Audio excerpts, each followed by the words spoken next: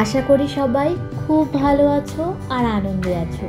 বংটুকিটাকির আরেকটা নতুন ব্লগে তোমাদের সবাইকে স্বাগত। এখন ঘড়িতে বাজে সন্ধ্যে 7:30 মতো, আর আমরা সপরিবারে সেজেগুজে বেরিয়ে পড়েছি একটি বিশেষ জায়গায় ভুরিভোজ করার উদ্দেশ্যে। আজ যেখানে যাচ্ছি তারই সূত্র ধরে কিন্তু আমাদের এই দেশে আসা। হ্যাঁ, তোমরা ঠিকই ভেবেছ, আজ আমরা যাচ্ছি আইটিসি রত্নদ্বীপাতে সপরিবারে রাতের খাবারটা সারতে। বাইরে থেকে যখনই এই 33 তলা উঁচু হোটেলটা দেখতাম না, মনে মনে কিন্তু বেশ কৌতূহল হতো ভেতরটা কিভাবে সাজিয়েছে তা দেখার। আইটিসি গ্রুপের প্রথম ইন্টারন্যাশনাল হোটেল কিন্তু এটাই। 2024 সালের 25শে এপ্রিল শ্রীলঙ্কান প্রেসিডেন্ট দ্বারা এই হোটেলের উদ্বোধন করে জনসাধারণের জন্য উন্মুক্ত করে দেওয়া হয়। দেখো দেখি, তোমাদের সাথে গল্প করতে করতে একদম হোটেলের এন্ট্রান্স গেটের সামনে পৌঁছে গেলাম। চলো আজকে তোমাদেরকে সঙ্গে করে নিয়ে হোটেলের ভেতরের খুঁটিনাটি সমস্ত জিনিস ভালো করে দেখে নেব। ঢুকেই এক গুচ্ছ জ্যান্ত ফুল দেখে মনটা কিন্তু ভারী ভালো হয়ে গেল। যদিও এখন সন্ধে, তাও কেন জানি না পেটের মধ্যে ছুঁচো বাবা জীবন এদিক ওদিক বেশ উকিঝুঁকি মারছে। দাঁড়াও, আগে লিফটে করে রেস্টুরেন্টটা ঘুরে আসি, তারপর তোমাদের ভালো করে নয় হোটেলটা ঘুরিয়ে দেখাবো।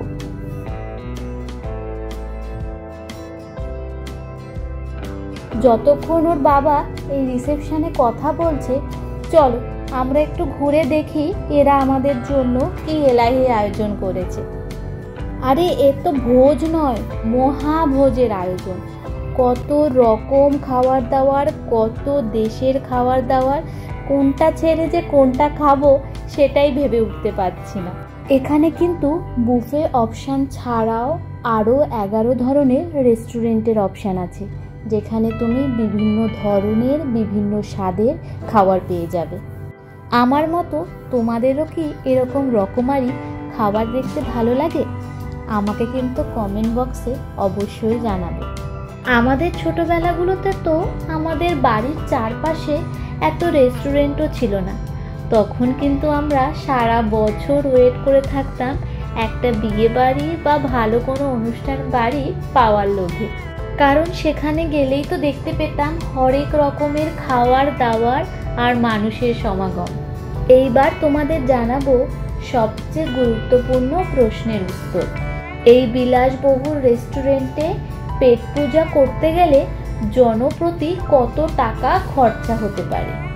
সময় বিশেষে মূল্যের কিছু কম বেশি হতে পারে, কিন্তু আমরা যখন গেছি তখন খরচা হয়েছিল 7,400 LKR পার পার্সন।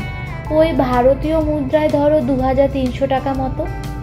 এখানে যেসব জানা অজানা খাবার দাবারের সম্ভার দেখতে পাচ্ছ, তা কিন্তু দেশ বিদেশের কোনা কোনা থেকে আসা সমস্ত নামি দামি শেফদের হাতের তৈরি সুস্বাদু খাবার দাবার। চোখের সামনে এরকম সুন্দর সুন্দর দেখতে খাবার দাবার থাকলে কিন্তু এটা একটা কঠিন পরিস্থিতির সৃষ্টি করে। কোনটা ছেড়ে কোনটা খাবে তা ভাবতে ভাবতেই অনেক সময় চলে যায়। আমার মতো তোমাদেরও কাদের এই কর্নারটা দেখে জিভে জল চলে এসেছে বলে ফেলো তো? দেশ থেকে আসার পর কতদিন পর এদের সাথে আলাপ হলো। দাঁড়াও, ওর বাবাকে বলি সব কিছু এক প্লেট বানিয়ে নিয়ে যেতে। চাট সেকশনের পাশেই রেখেছে শ্রীলঙ্কান অথেন্টিক ফুডের কর্নার। এখানে দেখছি কি সুন্দরভাবে নিপুণ হাতে হপার বানাচ্ছে। এই হপার কিন্তু শ্রীলঙ্কান স্ট্রিট ফুডের খাদ্য তালিকায় ভীষণই জনপ্রিয় খাবার। এখানে কিন্তু হপার সাধারণত 2 ধরনের পাওয়া যায়, একটা প্লেন হপার আর একটা এগ হপার।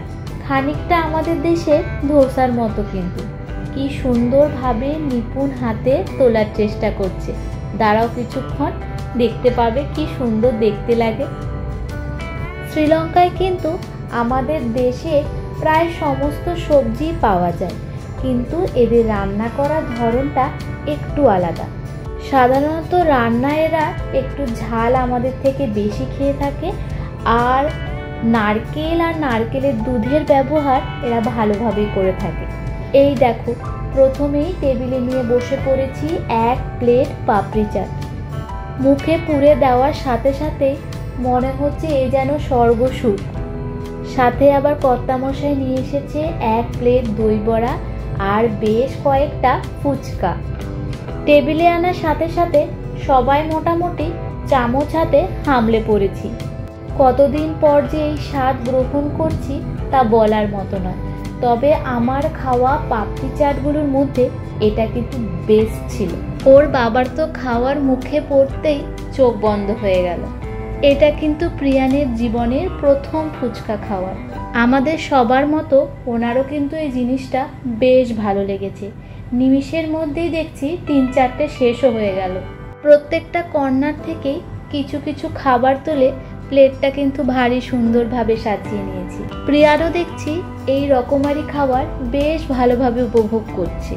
দেখো দেখি ছেলেটা আমার দেখতে দেখতে কত বড় হয়ে গেল। কর্তামশাইকে জিজ্ঞেস করলাম, কি কেমন লাগছে খাবার? উত্তরে মাথা নাড়িয়ে জানিয়ে দিল, চমৎকার। চলো, শুভ কাজে বেশি দেরি করা উচিত নয়। আমরা যতক্ষণ খাওয়া দাওয়া করছি তোমরাও সময় নষ্ট না করে হোটেলটা একটু ঘুরে এসো তো দেখি।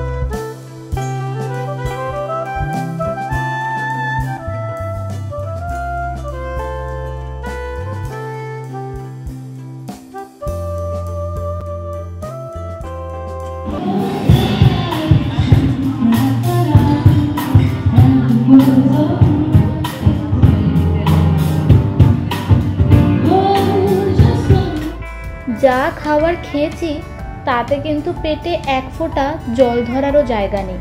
তাও এত রকম ডেজার্টের অপশন দেখে লোভ সামলাতে পারলাম না। এই যে হালুয়া টাইপের জিনিসটা দেখতে পাচ্ছ, এটা কিন্তু গাজরের নয়, বিট দিয়ে বানিয়েছে। চমৎকার খেতে ছিল। এবার চলো খাওয়া দাওয়া সেরে বিলপত্র মিটিয়ে বাড়ির দিকে যাওয়া যাক। ঘড়িতে বাজে প্রায় 11:30 মতো। প্রিয়ান কিন্তু খাওয়া দাওয়া ছাড়াও জায়গাটা বেশ ভালোভাবে উপভোগ করেছে। মা ছেলে সুন্দরভাবে পোজ দিয়ে বসে পড়েছে ফটো তোলার জন্য। এদিকে আমার ছেলে দেখছি খাওয়ার দাওয়ার বেশি হয়ে গেছে বলে একটু ব্যায়ামটাও সেরে নিচ্ছে। ও হ্যাঁ, আরেকটা ইম্পর্টেন্ট কথা, ভিডিওটা এখনো পর্যন্ত যদি তোমাদের ভালো লেগে থাকে তাহলে লাইক, সাবস্ক্রাইব আর শেয়ার করতে ভুলো না যেন। আর তোমরা শ্রীলঙ্কার ব্যাপারে কি জানতে চাও তা কিন্তু আমাকে অবশ্যই কমেন্ট বক্সে জানিও। খুব শীঘ্রই তোমাদের সাথে দেখা হবে নতুন কোনো ভিডিও নিয়ে, নতুন কোনো ব্লগে। ততক্ষণ পর্যন্ত সবাই খুব ভালো থাকো আর আনন্দে থাকো। আর ভিডিওটা কিন্তু শেষ পর্যন্ত দেখো।